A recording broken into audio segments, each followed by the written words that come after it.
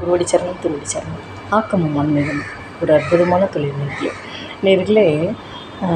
நம்ம மகாபெரிவால எவ்வளோ வேணும்னு சொல்லலாம். கண்டிப்பாக அதில் ஒரு குட்டி அனுபவம் என்ன அப்படின்னு கேட்டிங்கன்னா, நடராஜன்கிற ஒரு தொண்டர், தீவிர தொண்டர், மகாபெரிவா தொண்டர் இருந்தார். அவர் என்னன்னு கேட்டிங்கன்னா, மகாபெரிவால எப்பொழுதும் அனுதினமும் நினச்சிட்டே இருப்பார். எப்பொழுதும் அப்படி இருக்கிறப்ப அவர் தரிசனத்துக்காண்டி நம்ம பாம்பேலேருந்து வரணும் கண்டிப்பாக. அப்போ அவர் பார்க்குறதுக்கு ட்ரெயின் டிக்கெட்லாம் போட்டுட்டு நம்ம மகாபெரிவாலை பார்க்குறதுக்கு ஃபேமிலியோடு வரா. அவருக்கு ஸ்ரீராம்னு ஒரு குட்டி குழந்தை, கணவன் மனைவி குழந்தை, அன்பான குடும்பம்.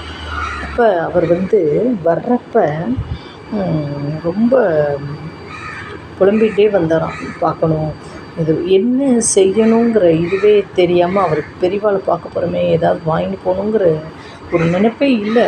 பரவசம், என்ன பரவசம்னா நம்ம குருநாதரை பார்க்க போகிறோம் அப்படிங்கிற ஒரு இதில் தான் இருந்திருக்கார்.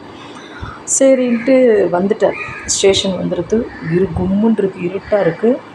என்ன பண்ணலாம், சுற்றி பார்க்குறாரு. சுற்றி பார்க்குறப்ப இருட்டாக இருக்குது, வழி தெரியல. ஒரே ஒருத்தர் மட்டும் நின்றுருக்கு, ஆட்டோ டிரைவர். அவர் கூப்பிடவும் இவருக்கு பயமாக இருக்குது, தெரியாத இது. அதனால் என்ன பண்ணலாம் அப்படிங்கிறப்ப பெரியவா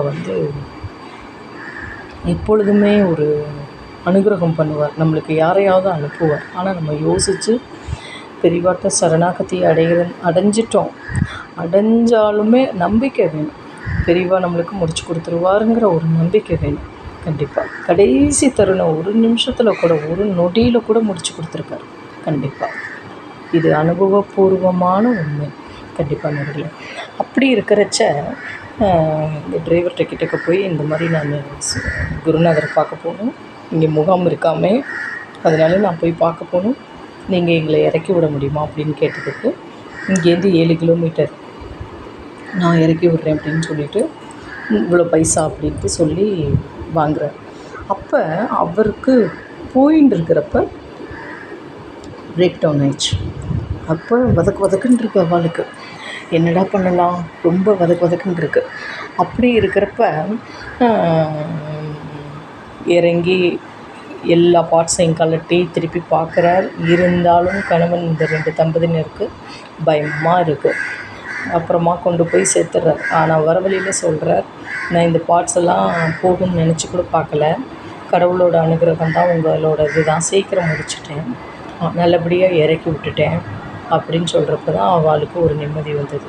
நல்ல விதமாக பேசுகிறாரு, அதனால் நல்ல மனுஷன் அப்படின்ட்டு சொல்லிவிட்டு காசை கொடுத்துட்டு வரார். பார்த்தா இந்த முகாமுக்குள்ளே போகிற, கதவை தட்டுற, யாராவது இருக்கேலா அப்படின்னு. கதவை தட்டி 2 தடவை தட்டுற. 3ஆம் தடவை கதவு திறக்கிறா. ஒரு நிழல் மட்டும் தெரியுது. விடிய காத்தால் 3:45 இருக்கும், மணி 4 இருக்கும். விடிய காத்தால் பிரம்ம முகூர்த்த நேரத்தில் தரிசனம் கிடைக்கிறது எவ்வளோ ஒரு பாக்கியம். ஒரு பசுமாடாக இருக்கட்டும், ஒரு பக்ஷியாக இருக்கட்டும், ஒரு மனிதா குருநாதராக இருக்கட்டும், எதாக இருக்கட்டும், தெய்வமாக இருக்கட்டும், நம்ம கோடான கோடி நம்மளுக்கு மோட்சந்தான் கண்டிப்பாக. அப்போ யார் நிற்கிறா, கதவை திறக்கிறப்ப யார் அப்படின்ட்டு கேட்குறார். அப்புறமா அந்த டார்ச் லைட்டை வச்சு இப்படி லைட்டாக பார்க்குறார். நம்ம குருநாதர், நம்ம பெரியவா பின்னாடி 2 பேர் சிஷ்ய கொடிகள். விஸ்வரூப தரிசனம் எனக்கு கொடுத்துருக்கேலே, நான் என்ன மோட்சந்தான் பெரியவா அப்படின்னு சொல்லிட்டு நமஸ்காரம் பண்ண முடியல. கண்ணில் ஜலம் முட்டுது. அவருக்கு பேச்சு வரலை, எதுவும் வரல. எனக்கு நான் கண்டேன்னு சொல்கிறாரே ஒழிஞ்சு அடுத்த இது வரல. அப்புறமா போயிட்டார். அப்படி உள்ள தரிசனம் கதவை திறந்து விட்டுட்டு போயிட்டார். அப்போ பக்கத்தில் இருந்தவர்கிட்ட, இங்கே ஸ்நானம் பண்ணணும், குளிக்க போகணும், அது எங்கே இருக்குது பாத்ரூம் அப்படின்னு கேட்ப, நதி இங்கே பக்கத்தில் இருக்குது, நீங்கள் குளிக்க போங்க அப்படின்னு சொல்லி எல்லாம் வரத்துக்குள்ளே கூட்டம் கூடிடுது. ஐயோ, இவ்வளோ கூட்டத்தில் நான் பெரியவாளை எப்படி நான் பார்ப்பேன், அதுக்குள்ளே கூட்டம் வந்துடுது அப்படின்னு சொல்லிட்டு சொல்கிறார். கூட்டத்தில் இருக்கிற சசிகோடிட்ட, ஸ்ரீகண்டர்கிட்ட இந்த மாதிரி நடராஜனை கூப்பிடு அப்படின்ட்டு சொல்லி விட்றார். உடனே மனைவி சொல்கிறாங்க, உங்களை தாங்க கூப்பிட்றாங்க அப்படின்னு சொல்லிட்டு சொல்லவும் போகிறா 3 பேரும். ஆசீர்வாதம் பண்ணுறா பெரியவா. பண்ணிவிட்டு அந்த குழந்தைய வாங்கி கொஞ்சுறார். கொஞ்சினதுக்கப்புறம் பார்த்திங்கன்னா பெரியவா சொல்கிறா, நான் நல்லா இருக்கியா அப்படின்னு கேட்டுட்டு பிரசாதம் கொடுக்குறார். கொடுத்துட்டு விபூதியை இட்டுக்கிறார். விபூதியை இட்டதுக்கப்புறம் பார்த்திங்கன்னா, போதுமா சந்தோஷம் உனக்கு? எனக்கு வேறு என்ன வேணும் பெரியவா?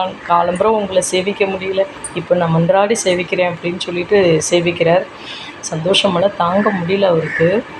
நல்லபடியாக வெளியில் வரப்போ அவருக்கு மணி 6 இருக்கும். அவர் பசி தாங்க மாட்டார். ஐயோ எனக்கு ரொம்ப பசிக்குதுடி அப்படிங்கிறப்ப, ஏங்க இப்படி இருக்கீங்க, இங்கே எங்கெங்கே நம்ம இது பண்ண முடியும்? சுற்றி பார்க்குறார், எங்கேயும் கிடைக்கல. திருப்பி தேமைன்னு வந்து உட்கார்றார். ஹோட்டல்லாம் சுற்றி பார்க்குறார், ஒன்றும் கிடைக்கல. அப்போ ஸ்ரீகன் மாமா வந்து இங்கே வாங்கலேன் அப்படின்னு கூப்பிட்றப்ப வேகமாக போகிறார். கதவை சாத்துறார், பழக போடுறார், இலை போடுறார், சுட சுட உப்புமாவை போடுறார். உப்புமாவை போடவும் கண்ணில் ஜலம் கொட்டுது.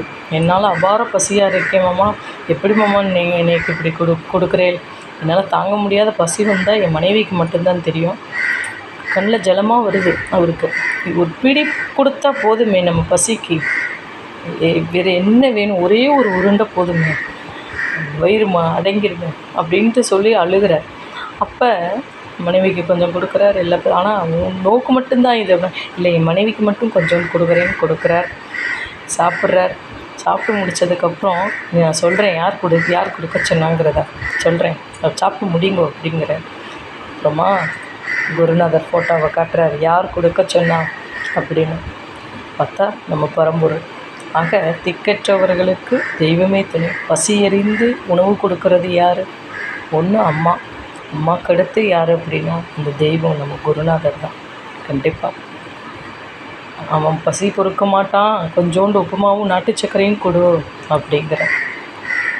குழம்பு வைக்க முடியலேன்னு சொல்லு, சுட சுட சுட சுட உருளிலேருந்து எடுத்து அப்படி கொடுக்குறாராம். ஆக இன்னமும் ஒரு சில கோயிலில் நீங்கள் பிரதிஷ்டை பண்ணிட்டு வாங்க, ஒரு சின்ன கல்கண்டு பிரசாதமாவது கிடைக்கும், இல்லை ஒரு திருத்துளா துளசியாவது கிடைக்கும். அதே போல் நம்ம வேலை செய்கிறலக்க யாராவது நம்ம ஃப்ரெண்டு யாராவது இந்தாங்கன்னு கொடுப்பா. பசி எறிந்து யார் உணவு கொடுக்குறாளோ அவள் வந்து மறக்கவே கூடாது. கண்டிப்பாக. நமஸ்காரம்.